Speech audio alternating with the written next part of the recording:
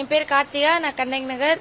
இப்போ நடந்த 3rd youth Asian கேம்ஸில் நான் வைஸ் கேப்டனாக போயிருந்தேன். நம்ம இந்தியா டீம் கோல்டு வின் பண்ணியிருக்கோம்.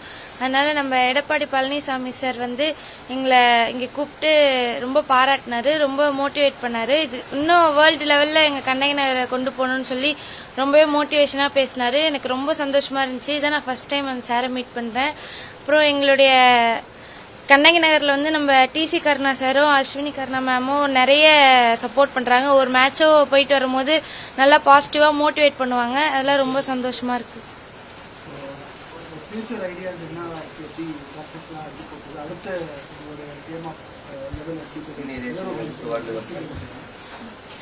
இப்போ யூத் ஏஷியன் கேம்ஸில் நான் பார்ட்டிசிபேட் வைஸ் கேப்டனாக போயிருக்கேன். இன்னும் சீனியர் ஏஷியன் கேம்ஸ் வேர்ல்டு கப்லாம் நான் விளையாடணும்னு ஆசைப்பட்றேன். உங்களுக்கு இந்த பரிசு தொகை கொடுத்தாங்கல்ல, ஏற்கனவே செஸ் வீரர்களுக்கு 5 கோடி கொடுத்தாங்க, உங்களுக்கு 25 லட்சம் தான் கொடுத்துருக்காங்க. அது குறித்து அதிமுக சார்பில் ஒரு விமர்சனம் வச்சுட்டாங்க, உங்களுக்கு பரிசு கம்மியாக கொடுத்துருக்காங்க. அதுக்கு எப்படி ஃபீல் பண்றீங்க? அரசு உங்களுக்கு போதுமான அளவுக்கு அங்கீகாரம் இன்னும் கூடுதலாக கொடுத்தா நல்லா இருக்கும் சார். இப்ப இந்த கண்ணகி நகர் பொதுவாகவே மக்கள் அங்க நிறைய ப்ராப்ளம் சொல்றாங்க. இப்ப ஒரு அடையாளம் மாறி இருக்கும். நீங்க இருக்கக்கூடிய ஏரியா கண்ணகி நகர் மழை காலங்கள்ல எந்த அளவுக்கு பிரச்சனைகள் இருக்கு, மக்கள் எல்லாமே ஒரு எந்த மாதிரியான சூழல்ல இருக்காங்க? கண்ணகி நகர் நல்லா இருக்கு சார். இப்போ கண்ணகி நகரில் இருக்க நம்ம ஸ்லம் ஏரியாஸ்லேருந்து நாங்கள் இன்டர்நேஷ்னல் அளவு நாங்கள் விளையாட போகிறோம். இதே மாதிரி எங்கள் கண்ணகி நகரில் இன்னும் மல்டிபர்பஸ் ஹால் நிறைய இண்டோர்லாம் கட்டி கொடுத்தா ரொம்ப நல்லாயிருக்கும்.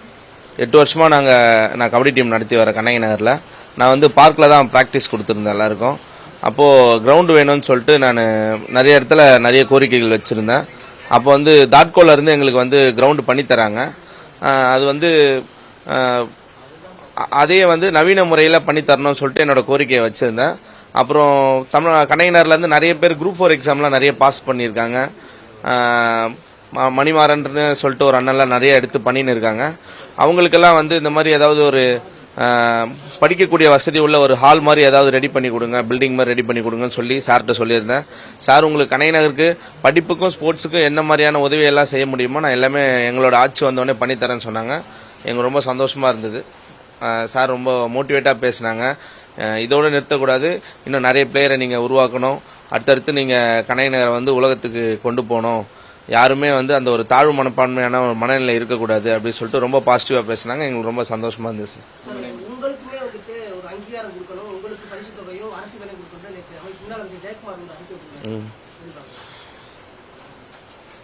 சந்தோஷமா இருக்கு சார் கேட்கறதுக்கு.